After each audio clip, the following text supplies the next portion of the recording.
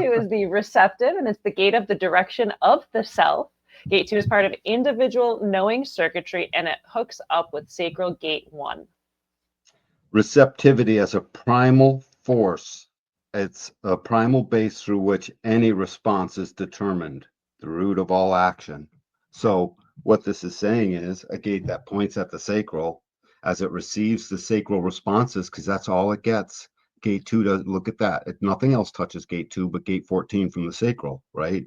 Ergo, all it will ever receive as it relates to its full life force from 14 to 2, a channel is called a life force, by the way. And so all it will ever receive is the pulse of the sacral. That is simply a response. Gate 2 is conditioned by that. And its freedom is its recognition that its receptivity is the primal root of all action. It becomes the primal root. I'm just sitting here. I am now moving a direction. Gate 2 is this thing that literally in our G center becomes almost like the steering wheel in a way. It's the steering wheel it's the go after the gas of 14 comes along that makes the vehicle move, take a direction. When you get to the top of the G center, we'll talk about it later. These are the directions it does take. But 2 is the moving force that says, I'm going to take the power of the vessel, and now with my sharing of its tantra and coming off of the sacral, we're going to generate a direction.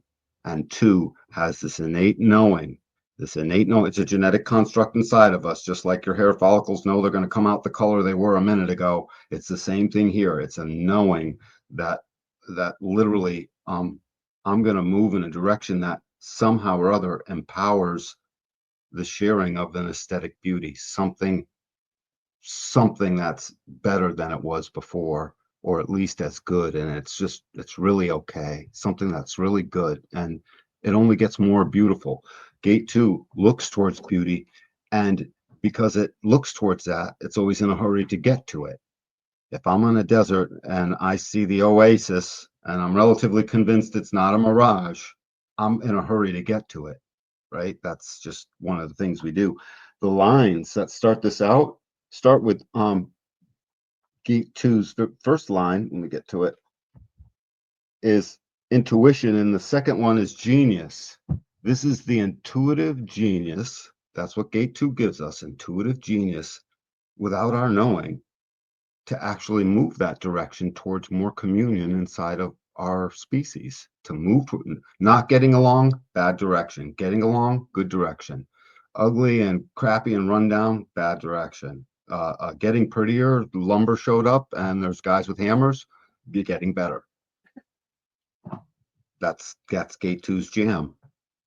That's cool that we're programmed to be driven towards beauty, to aim towards beauty. Like that's just in our programming, that we're wired that way. Is pretty cool. Mm-hmm. And the thing is, it takes its cue from Gate 14 below. That's giving it a pulse, and Gate 14's the foundation of Gate 14 is money isn't everything. So this is really well aligned. Our genetic chemistry is pretty intense this way.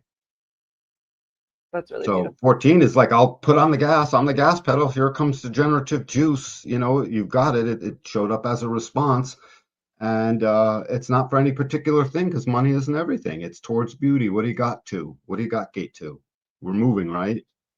I mean, 14 doesn't even know it's moving. That's why people who have 14 do too much work, But 2 knows it's moving, and it says, thank you very much. We are, in fact, moving once again.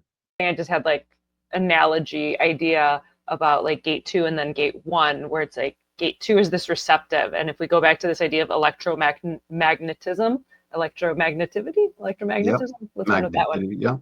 Yeah. Could be either. Yeah. So it's like, if you think of a battery, it's like you have the plus side and you have the minus side, and the plus side is pushing out the electricity, and the minus side is magnetizing and receiving the electricity.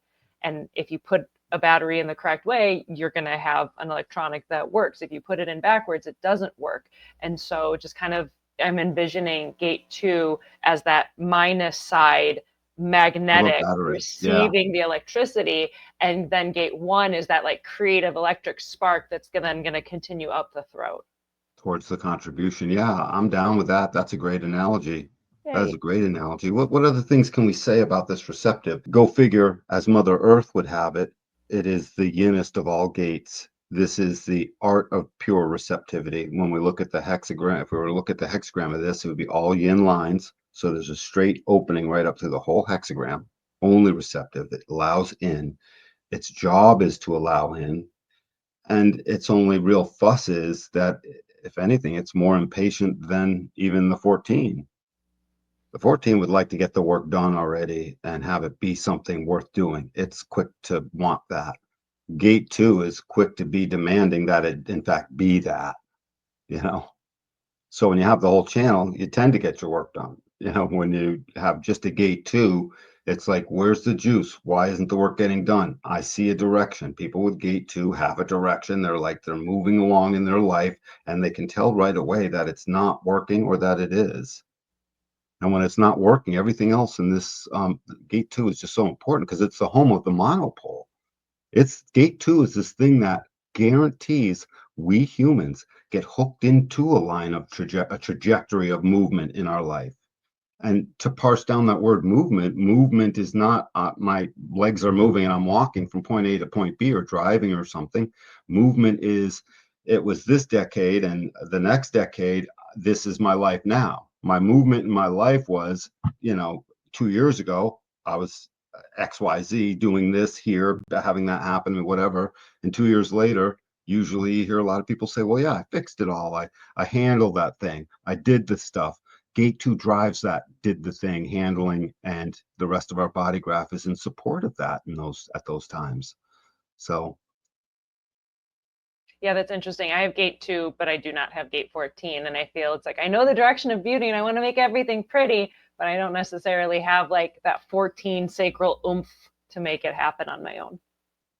well, direction and beauty and movement in a direction is this sort of elusive concept potentially, again, until you look back over your life. And then you start to realize all of it was towards more beauty and start picking different words towards that, more aesthetic pleasingness, more comfort, right? More ease, more stability. These are all things that are more beautiful, right? Stability might talk to the tribe, comfort will talk to the individual, whatever, however you want to parse these things out. Some of them talk to everything. And more of that, and or way acceptable amounts. I won't say gate 2 is a glutton, but like a horse with licorice, if it could, and it was only more and more pretty each time, I'm guessing it would keep eating, you know? The direction of something better. Yes. Yes. It's going to keep doing, it's hungry for it. And gate 1 becomes its creative expression that everyone goes, oh, wow. And when gate 8's there to finally contribute it, it's like more, oh, wow, because it is now pounded into manifestation and it has shared itself essentially with through its army and its listener. It's really good stuff. Super cool.